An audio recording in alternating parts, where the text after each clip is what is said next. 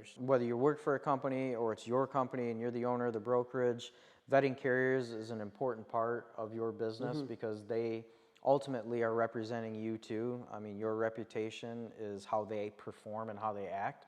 So vetting carriers is important.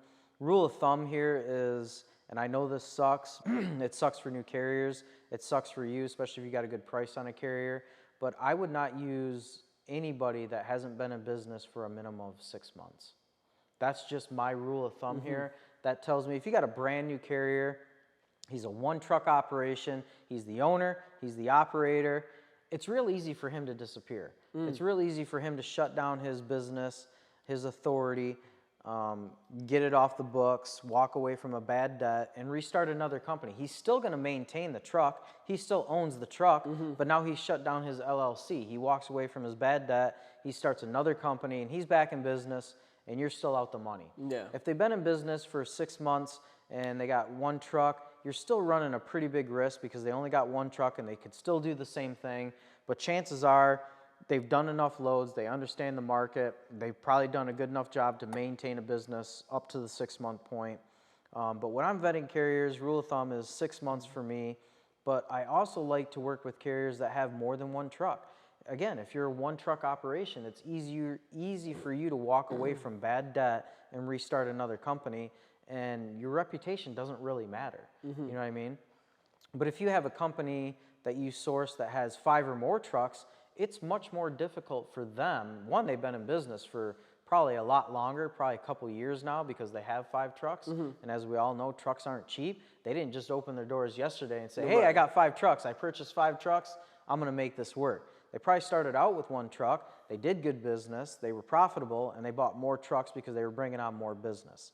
So if they have 5 trucks or more, then they have a little bit more skin in the game. They probably have a better reputation out there in the market.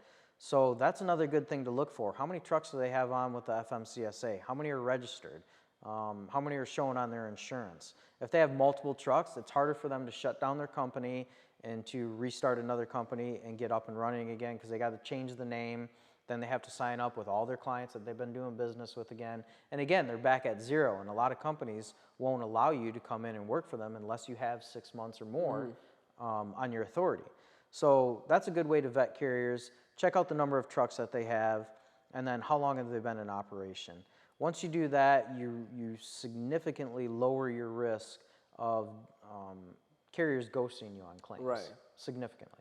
What about when it comes to the the on-time perform, like the service of the carrier itself? Like how do you vet for carriers that are reliable, that know how to avoid damage in their products and all that stuff? Because yeah, so that really comes down to you when you're sourcing the truck and when you're dispatching the truck. So we talked about the sourcing already, but when it's time for the truck to go pick up the load, I wouldn't be just talking to the dispatch. You want to talk to the drivers.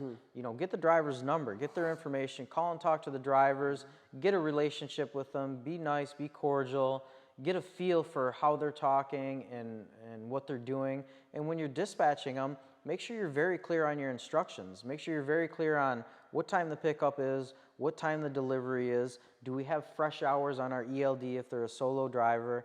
If they're team drivers, make sure you're talking to both drivers. Make sure they're both in the truck. But then also with the claims, damaged product, make sure that you're telling them how many load locks they need or how many E-tracks or load straps. Verify that with them.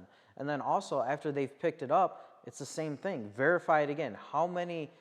Make them tell you how many load bars they have up, load locks, E-tracks, straps on the shipment. Hell, get a picture so you can see for yourself how they have it secured. That's a good way to do it. If you don't like how it's secured, tell them you need to add more to this, and this is the reason why. And then also make sure if it's a refrigerated shipment, make sure they understand the temperature that it needs to be ran at, and almost everything out there is continuous, not cycling, so make sure they understand it's continuous. One thing I like to do when I'm talking about refrigerated trucks is after I talk to the carrier and I talk about temperature, it's not a scare tactic, it's a in the back of their mind tactic. I tell them whether there is or isn't, and usually there is, but even if there's not, I tell them that there's a temperature recorder inside the truck. It's inside one of the pallets. You don't know which one. I don't know which one, but they can see the temperature in transit. And they're going to check that Tive tracker or that tracker when they get Locust Tracks, Tive, GeoTrack, whatever it may be. They're going to check that temperature monitor when they get to the facility. And if they see that you've ran it on cycling or the temperature deviated a couple degrees either way, they may kick it for a claim, for a temperature claim. So tell them that we have monitoring on the truck. We're going to be monitoring your temperature. Make sure you're running it at continuous, not cycling. So make sure that you do that. And then again, you can also get a picture from, hey, I know you're loaded. I seen the load locks up there. Everything looks good. Send me a picture of your reefer and the set point. If they send you a picture of your reefer, you're going to see the inside temperature of the trailer on the left-hand side, and then typically on the right-hand side of that picture, you're going to see what's called a set point. And the set point is what they have it set at. So make sure you see that on there. If it's not at the set point that you told them about, make sure that you get on the phone, you relay that information again, and make sure the temperature is correct. That's the best way to do it.